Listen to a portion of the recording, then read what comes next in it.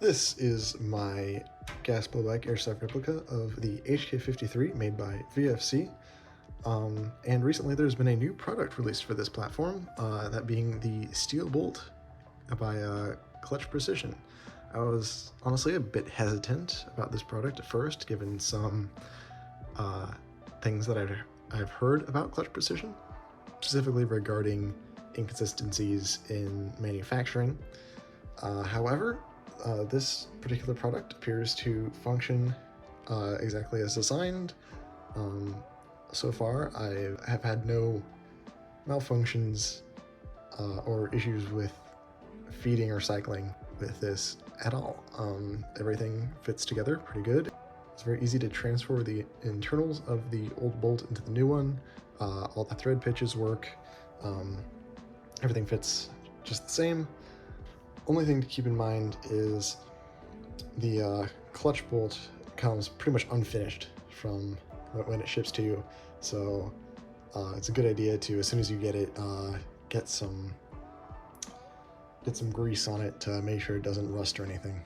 Went ahead and disassembled the replica, and here is the Clutch Precision bolt.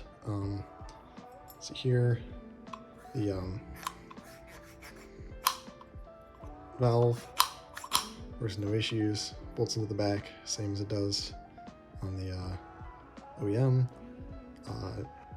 Recoil spring goes in here, and it even keeps the, even uses the original fake extractor, though it does come with this replacement 3D printed piece to sort of keep it in place.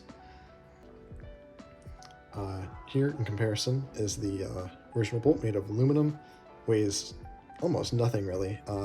Clutch says that this doubles the weight. I unfortunately don't have a scale in order to directly compare it, but I can confirm that this is definitely double the weight of this.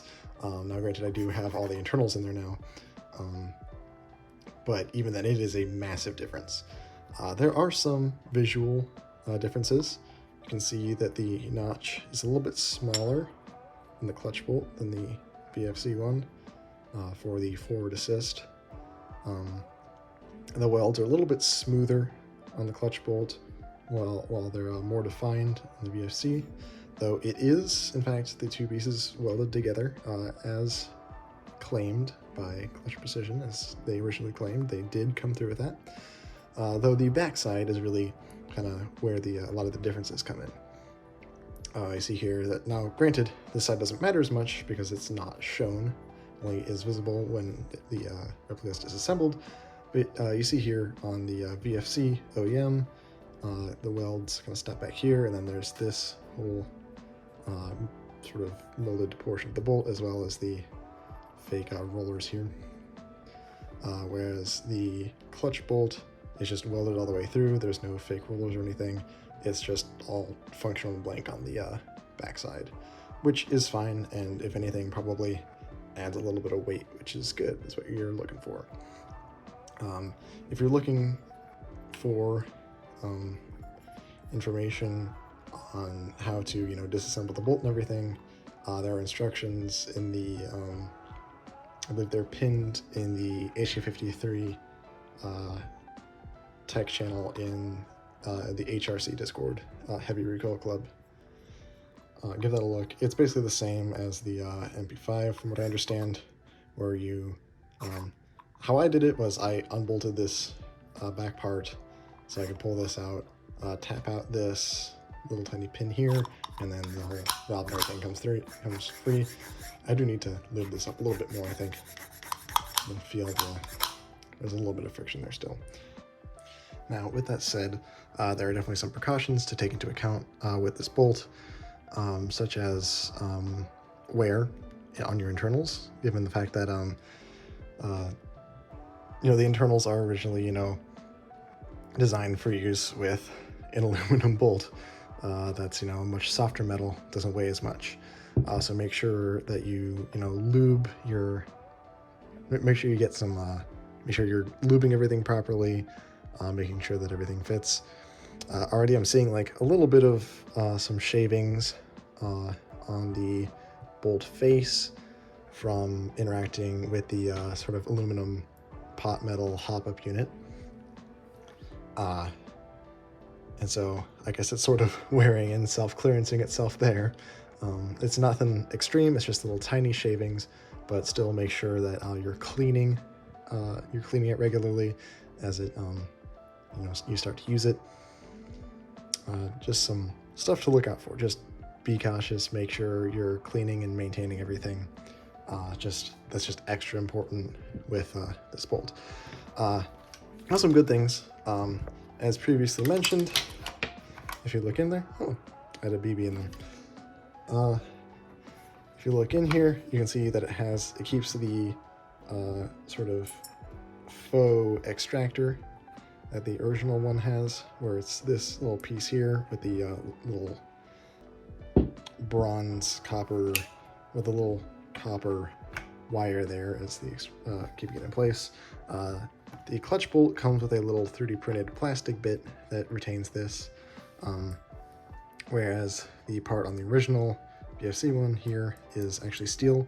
This does not fit in the clutch bolt, but the clutch bolt still comes with one, so it's not a huge deal. Another good thing is that if you release the bolt slowly, it does do the thing where it doesn't lock all the way in, and the forward assist still works as originally designed. If you didn't know about these, that's so it could be quieter, because the sort of roller locking into place is, a very loud part of the cycling process. They were designed to be able to be slowly released with a extra push needed to lock the bolt into place for extra control, to be safe or whatever, or to be extra quiet, stealthy, all that stuff. And so yeah, that's how you do a functional forward assist, by the way. No hate on ARs or anything, but it's a functional forward assist right there. That's just a little knurled bit in the bolt. But all that aside, it keeps all the original functionality. So far I've had no issues with feeding, cycling, reliability, any of that, but I'm gonna go get some footage right now of testing that out. Quick chrono test for the sake of it. I know that this thing has not always been super consistent for me in the past. It's one of kind of the issues I've been having with it. It's sort of inconsistent FPS, but usually it has a large variable in the output sometimes. Before having this bolt in, though, it was usually shooting somewhere around 1.3, 1.4 joules. So now that we have the heavier bolt in, we'll see how that affects things. I know when I put the WNS full travel kit on my GHK AK, it dropped the FPS a lot. Dropped the joules a lot, so we'll see how this affects it.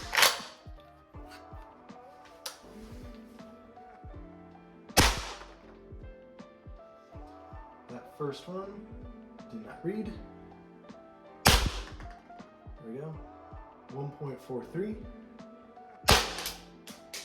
1.44, 1.46,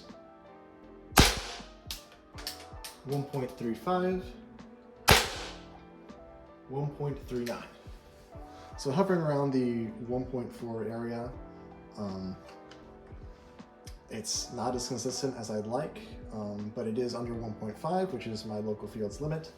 I'm also using 0.32s that are kind of old, so there's probably some inconsistencies there, given that they're bio BBs.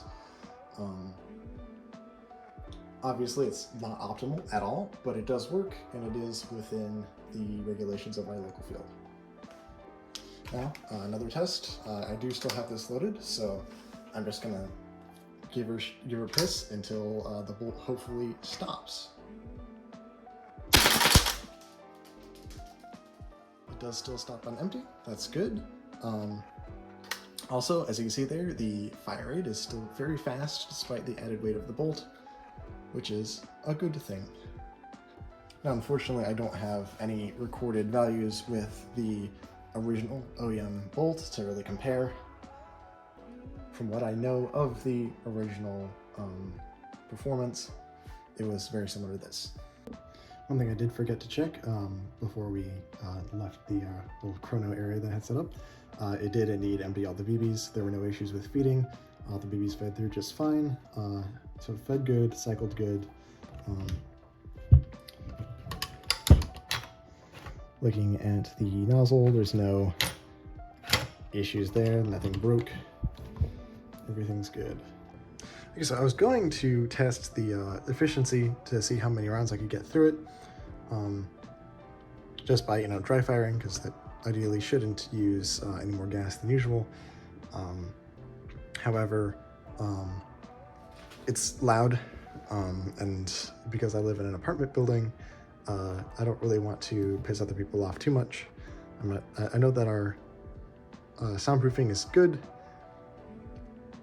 but I don't want to just piss people off. So I'm going to hold off on that, there's a game I'm going to this weekend, and I will find out how good the efficiency is there, and I'll make a probably separate video on that, recording sort of how it performs in-game, and probably post a follow-up video. An unfortunate shill before we close here. If you'd like to help me financially recover from the mistake of buying a $200 chunk of steel to put in my airsoft replica, you can support me with the Ko-Fi link in the description of this video. Or alternatively, if you'd like to pay for an actual product that exists, I am thinking about starting to publish the 3D files for various grips and stuff that I've been making, such as the ones seen on the HK53 in this video. If you'd be interested in that, please leave a comment, let me know, as well as if you just have any questions or want to know anything else, I'd be more than happy to answer. Just comment down below, and I will probably respond to you because I have nothing better to do. That brings us to a close. Thanks for watching, and happy airsofting.